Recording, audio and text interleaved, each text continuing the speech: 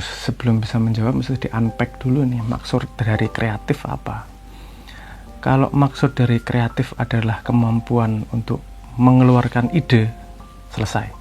Semua orang kreatif, semua orang punya ide, nggak perlu dibicarakan, orang semua udah kreatif kok. Oke, kita pakai definisi lain. Kreativitas adalah sebuah ide yang tidak umum tapi bermanfaat.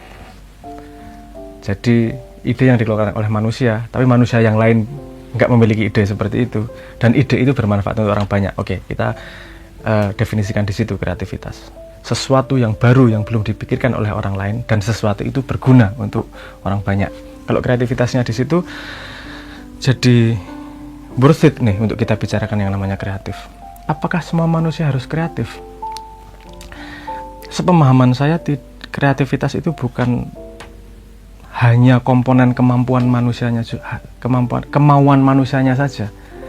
Setahu saya, kreativitas itu bukan hanya komponen kemauan manusianya saja, tapi juga dengan modalnya. Ada yang modalnya memang openness-nya tinggi, dengan memang dia mampu untuk bikin ide terus menerus. Tapi ada juga yang memang dia nggak ngurusin ide. Pokoknya aku apa yang di depan mataku tak maksimalkan. Dua-duanya punya fungsi. Nggak semua orang harus kreatif mengeluarkan ide baru, karena ada tempat-tempat yang berbahaya juga kalau kreatif. Kalau tukang pajak kreatif, kamu ngurusi keuangan dan kreatif, itu agak berbahaya, karena yang dibutuhkan di situ adalah kerajinan, kejujuran, bukan kreativitas sesuatu yang baru. Urusanmu mencatat dan itu kok merapikan itu.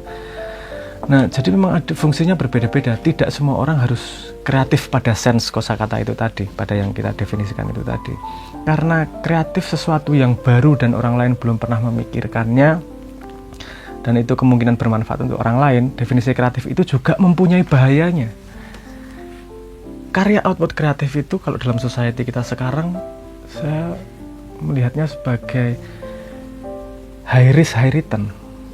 Karena dia sesuatu yang sangat-sangat baru, dia beresiko tidak diterima oleh masyarakat.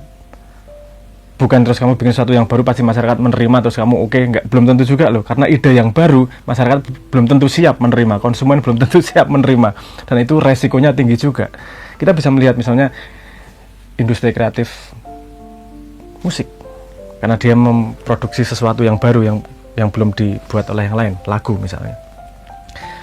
Coba bandingkan berapa jumlah musisi yang ada dan berapa yang berhasil.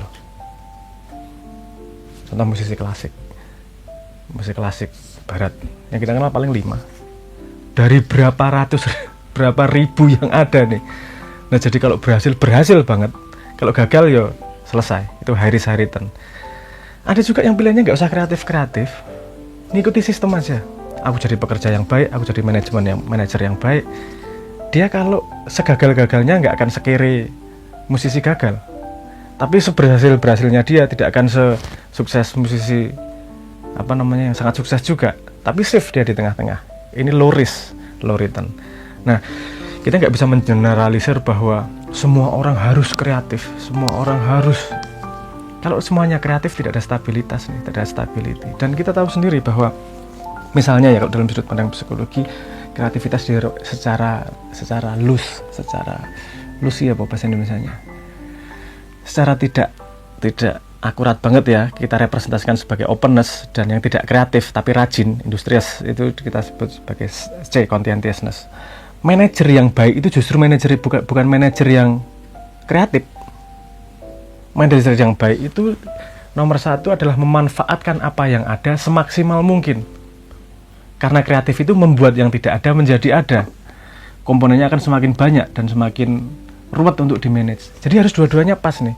Manajer yang baik, kalau mau bikin misalnya, kalau ini dari statistik yang modern ya, kalau dunia startup, yang memulai ide baru itu biasanya yang kreatif. Tapi ketika urusan manajemen, biasanya yang nggak kreatif, justru yang manajemennya baik. Karena kalau dia managing tapi terlalu kebanyakan ide, jadi kapalnya terlalu banyak goyang nih, semuanya dicoba. Nah, kreativitas itu penting, tapi nggak boleh digebiah-uyah untuk semua orang harus kreatif, semua orang harus membuat sesuatu yang baru. Terus yang menjaga yang lama siapa? Kalau semua orang harus membuat sesuatu yang baru.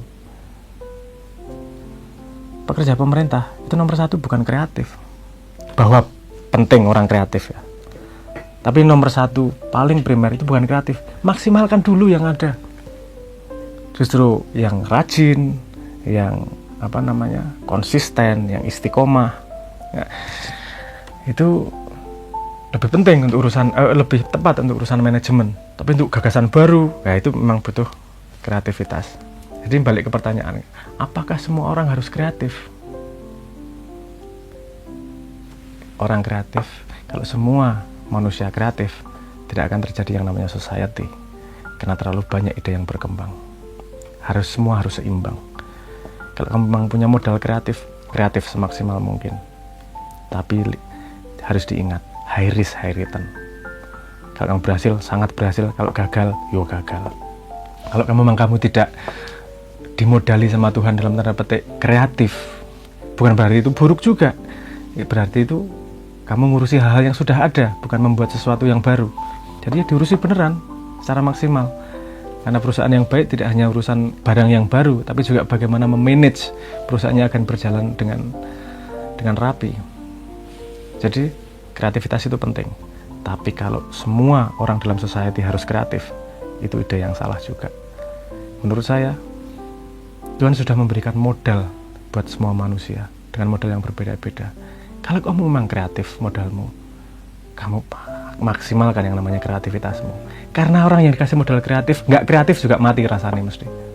Tapi kalau kamu memang modalnya rajin, mengolah apa yang sudah ada, tidak kepikiran untuk membuat sesuatu yang baru, dalam tanda petik tidak kreatif, yang bukan hal yang buruk juga, ya jangan dipaksakan kreatif. Karena ada tempatnya sendiri. Jadi balik-balik lagi ke konsep agama. Bagaimana yang paling tepat? Mengetahui dirimu sendiri dan maksimal menjadi dirimu sendiri. Tidak harus seperti yang dicanangkan oleh siapapun juga.